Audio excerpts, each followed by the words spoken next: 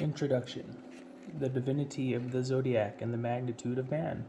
In an age when humanity has become conscious of cosmic space and the traditional and conventional religious views are inadequate to fit the changed conception of our universe, as larger clothes are needed for the growing child when it has outgrown its old ones, so enlarged spiritual concepts are needed for evolving humanity. This principle was recognized by Jesus Christ when he said, I have yet many things to say unto you, but ye cannot bear them now. Vanguard individuals and increasingly larger numbers of persons are now mature for a cosmic view of man himself.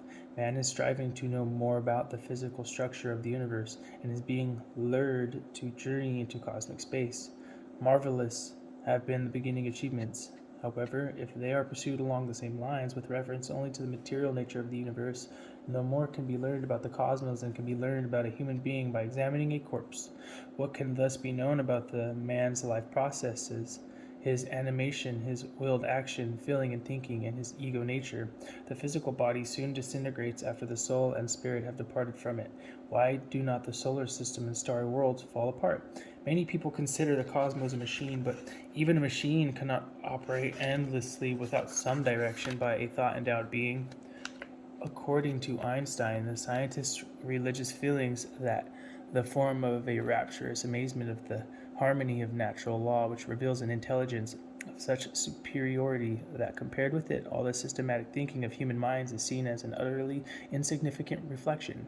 Man's directing ego is single and undivided, whereas the world of stars is sustained by a great multiplicity of spiritual beings, the divine creative hierarchies. These supersensible beings are invisible to physical sight, yet a part of their creative activity is revealed to sense perception in the grouping of the stars, in the orderly motion of the planets, and in the light streaming from the heavens. If you move your arm or walk into another room, purpose underlies the movement. Should not the movements of the planets be as purposefully directed and meaningful? Although the physical earthly forces of nature provide man with food for the body, his soul and spirit are maintained by their relation to all the plurality of spirituality living in the stars. To physical sense perception, man appears to be enclosed within the boundary of his skin. In reality, he is, in his entirety, a being of body, soul, and spirit, born out of the cosmos and sustained by the cosmos as well as by the substances of the earth. He is not, as some say, just a grain of sand on a cosmic beach. The earth, he is himself a cosmic being. He is a little world, a microcosm, inseparably related to the great world, the macrocosm, the vast realm of spirit, including the majestic Zodiac, the great cosmic man. Why is the average person unaware of this? A comparison may make the answer clear. A TV set is constantly surrounded by what is being broadcast from many stations, some even thousands of miles away. Yet it is without pictures and sound until it is attuned to one of the broadcasts. It is a matter of attunement. In the case of the human being, it is a matter of consciousness. Cosmic conquest does not require a journey into space. It involves a heightened, intensified, and expanded consciousness. Highly evolved egos can be conscious of the spiritual forces and beings of Venus, for example, or of the Sun or Saturn. These influences are not localized to the shining stars we see in the sky. They fill the entire spheres bounded by the orbital paths of the respective planets. We are perpetually immersed in them and also in all that streams to us from the zodiac, which is it as a womb in which our entire solar system is evolving. We are inseparably united with them all, each individual in a unique way, in our waking consciousness and in sleep, throughout all our earth life, and also during the sphere life, between death and a new birth. Everyone is at least vaguely aware that without any visible external reason, the mood of one day differs from that of another, 1 hour from another, and often even 1 minute from another. But few can, in full ego consciousness, know of the influences broadcast from the cosmos. In ancient times, the consciousness of all mankind was oriented to the spiritual world and its beings far more than to the physical world in order to become conscious of himself as an independent ego or I, and to become a free being, inwardly free to make his own decisions and use his own creative powers, it was necessary that gradually throughout ages of time he awaken fully to the physical world and be asleep and oblivious to spiritual reality. Not all humanity, but most of Western mankind do regard themselves as independent egos, and they have developed the intellect in working creatively with the physical resources of the earth. Thereby, material progress has been promoted, but we have been blinded to the spirit and led to believe that we are one earth life beings. Having become free in the sphere of the ego, there is great danger that we be enslaved to material existence and remain in spiritual night. It is the time now in our century to awaken to a clear consciousness of our own soul and spirit nature and to the spirituality of the cosmos, while still retaining our complete ego consciousness and control, and without withdrawing from practical earthly life. If humanity is to progress, acquaintance with the spiritual side of existence is imperative. The viewpoint of the author of this book is ever do we disclose larger vistas of truth as we reach higher levels and spirals of ascent. Our attitudes are determined by the altitude we have attained. Without elevation, no view is whole, and without an approach to a cosmic view, we must perforce grope rather, in illusion and error. We must find a conscious connection with the spiritual cosmos. Every phase of human existence can be enriched and enlivened by such a cosmic spiritual impulse. For example, education, psychology, astronomy, art, healing, and religion. It will dispel fear and insecurity in our personal life and enable us to face our destiny with equanimity. To promote inner peace and world understanding, we need to know how man is placed in the whole universal order. A clue as to how to begin is found in the injunction that was given to the pupils in the mysteries. If you want to understand the center, investigate the circumference, for it contains the key. To know man, we must turn to the circumference, the Zodiac. Here we enter upon holy ground and must approach this domain of infinitely sublime spiritual beings with humility and reverence.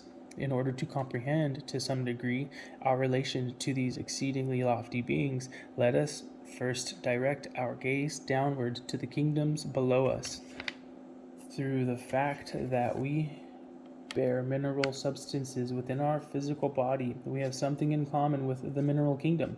The plant, too, contains mineral elements, but it has something more, namely life and the power of inner growth. Its physical body is interpenetrated by a body of life forces, termed the etheric body. The animal shares both the physical body and the etheric body with the plant, and has in addition the capacity for sensation and movement from within its own being. This is because the animal has a third member, known as the astral body, desire body, or soul body. Man is not the highest animal, as many people think. Man has a fourth principle, which the animal lacks. It is the ego, which enables him to say, I am, I think, I speak. There are three latent higher members, which will be referred to later.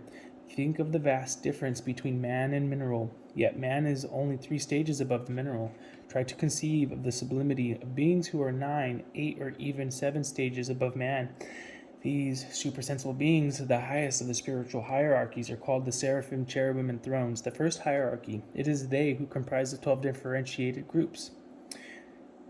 It is they who comprise the 12 differentiated groupings, which we call the Zodiac, which, remember, forms, as it were, the womb of our solar system. As a teacher was once a student, and as a mother was once a child, so these exalted divine beings came from an earlier solar system in which they passed through their lower stages until they were so advanced that their solar system could be transformed into our Zodiac, and they could rise to mighty creative cosmic deeds and make the great sacrifice, which gave birth to our solar system. Beyond them is the Divine Trinity, the threefold unity, the Godhead, who gave the ideas and aims for the new solar system to the seraphim. The seraphim inspired the cherubim to apply their highest wisdom in making the plans workable, so that the thrones, in turn, could transform the plans into active reality by pouring out their own being.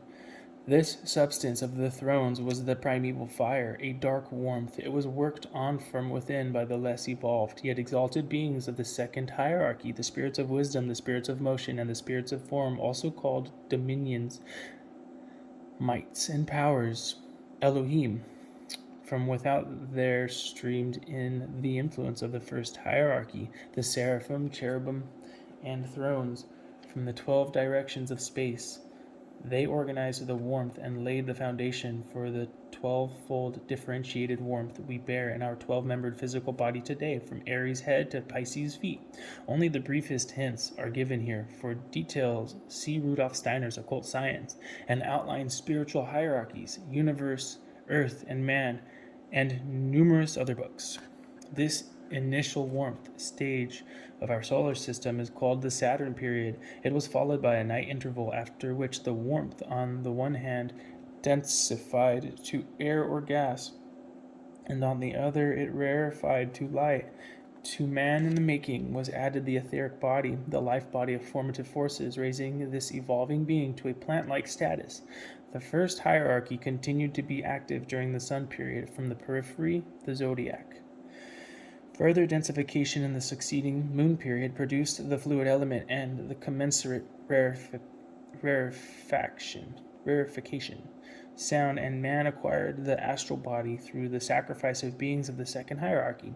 Man to be then had sensation and was in an animal-like stage. It was not until our present Earth period that very gradually our solar system differentiated into the planets as we know them, and densification brought the solid state of the Earth.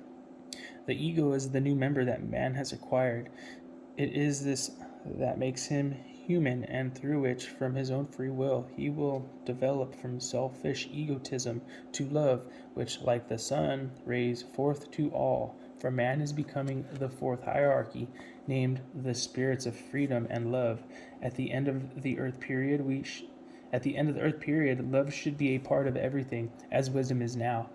It has been a slow process to member the ego into evolving man. In earlier ages of the Earth evolution, human beings were still guided by a group ego and felt a part of a tribe or family. The individualization took place gradually until, at the time of the Christ event, man matured to independent ego consciousness and is now himself a responsible creator. The ego, or I, is not physically visible, yet it is cognizable. It was bestowed by the spirits of form, or Elohim, as similarly the astral body had previously been a sacrificial gift from the spirits of motion, and the etheric body from the spirits of wisdom, and the warmth for the physical body from the thrones, who, with the cherubim and seraphim from the circle of the Zodiac, gave the initial 12-fold organization to the warmth.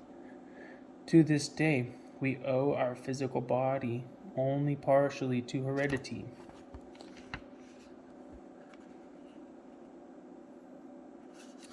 The form we owe to the sublime beings of the Zodiac, the head to Aries, the throat and larynx to Taurus, the symmetry, lungs, shoulders, arms, and hands to Gemini.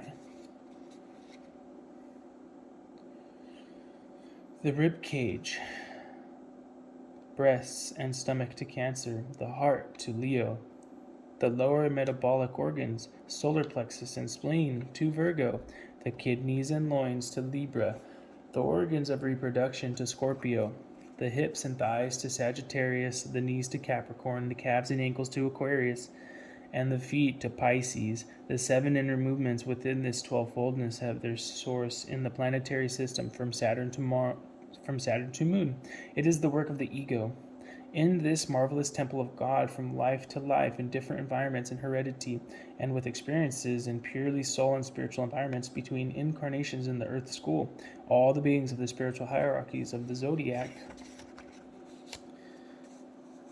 and of the planetary spheres, the many mansions of our Father's house, are active in man's entire life between birth and death, and also in each journey through the cosmos, from death to a new birth. When the soul and spirit are released from the physical body, the beings nearest to man, the third hierarchy, angels, archangels, and archai, connected with the moon, Mercury, and Venus spheres, evaluate the earthly life and begin to arrange the needful destiny for the next incarnation. For we do reap what we sow. They prepare the ego to free itself from its backward gaze, so that with the help of the second hierarchy, it may experience cosmic activities in the Sun, Mars, Jupiter, and Saturn spheres before passing to the realm of the zodiac. There, the cosmic germ for the next physical body receives impulses from Aries to Pisces, head to feet, preparatory for the descent through the planetary spheres, where a gradual diminution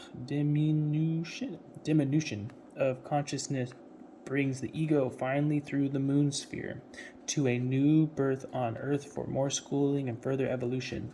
If life is eternal, it must include existence before birth as well as after death. For individuals with heightened consciousness, reincarnation is a cognizable fact. For others, it is the only reasonable explanation of the tremendous differences in human beings and their varied destinies, not only among people on separate continents, but also within the same family. Any pride in present achievement gives way to humility when we realize that in our Earth period we are only at the midway station. We have yet to evolve the three spirit principles, the spirit self, life spirit, and spirit man. Very few vanguards have developed them to an appreciable degree. All mankind will evolve then somewhat in the course of their future incarnations, and fully in the future planetary existences called the Jupiter, Venus, and Vulcan periods, through which the Earth will pass in the future before the beings of our solar system reach the stage of creativity when they can participate in the birth of a new zodiac and solar system. What has been described in the barest outline is seen in detail by the highly trained spiritual scientist who has developed the suprasensible faculties slumbering in every human being and whose findings can be comprehended by any unprejudiced thinker. Natural scientists have to change their theories from time to time. Interestingly, while this article is being written, the morning newspaper has on its front page, famed astronomer Hoyle thinks he may have been all wrong for 20 years about the nature of the universe. The spiritual scientist does not theorize. He presents what his heightened consciousness is able to verify at first hand from the memory of nature guarded by the Saturn beings. The Akashic Chronicle, as it is also called, is the cosmic memory in which is recorded everything that has occurred since the inception of our solar system. Spiritual cosmology traces the source of all that arises and passes away within our ever-changing finite planetary configurations to the infinitely sublime divine spiritual beings of the zodiac, sometimes referred to as the 12 points of permanence. These points of permanence beyond time are also beyond good and evil, although the effects of their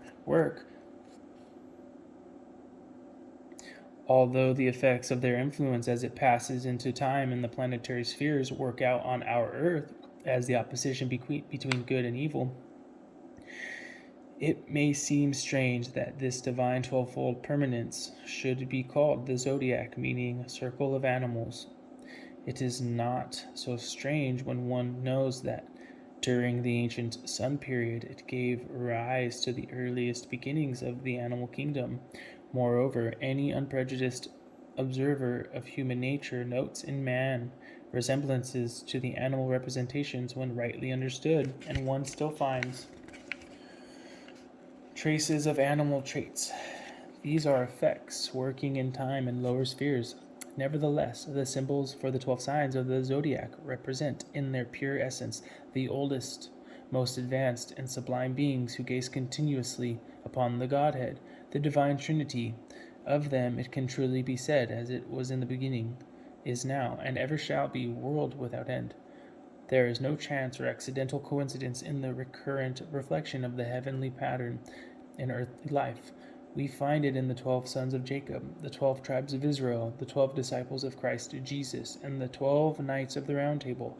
They are ordered by the 12 facets of the one zodiacal diamond. Spiritual realities have their image in earthly events and in human life, but man has largely lost his perception of these things. This disconnection is consciousness. This spiritual darkness had to occur for man to become a free being. A compensation for this darkening was provided by the cosmos through the Christ event, the significance of which we as yet only very, very dimly surmise.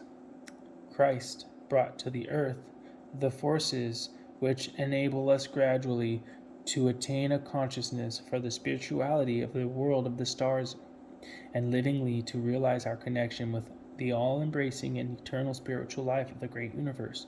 For an approach to this consciousness, we need an enlarged, a cosmic concept of the Christ, the sublime Sun Spirit, who incarnated in Jesus of Nazareth from the baptism till the mystery of Golgotha. When he became the spirit of the earth and the Lord of all the heavenly forces upon earth, Christ is the being who in the Sun period selflessly gave himself up in utmost devotion to the 12 voices of the Word of worlds. He united in himself in their fullness the all-embracing secrets of the divine creative 12 voices, which kindled in him such light that he can say, I am the light of the world. He belongs to our cosmos as a whole and spreads life throughout all our universe. For those who direct their thought to him during waking life, he becomes their guide through the cosmos, their spiritual sun during sleep and between death and rebirth. When there dawns on us the nature of the sacrifice and ceaseless activity of a multiplicity of spiritual beings throughout long, long periods of time, our hearts are filled to overflowing with reverence and gratitude and humility. We no longer take pride in thinking that we are the highest creation. Gratefully, we acknowledge the resplendent gifts given to us by the divine beings who made us in their image, and we recognize that image in our fellow man. We recognize also our responsibility in the process of world becoming, our responsibility for every thought, feeling, and action, knowing that nothing happens in our innermost being without consequences that extend to the Zodiac. It is hoped that this book will contribute to self-knowledge, which is at the same time world knowledge. The original meditations on the signs of the Zodiac are written more than 25 years ago. I have added relevant material written by the author since that time, and have also made revisions in keeping with his style and his own later development. The book goes forth as a bearer of glad tidings of the magnitude of man that arouses no egotism, rather does it inspire humility and reverence in contemplation of the divinity of the Zodiac. October 1965, Baradine, Jocelyn.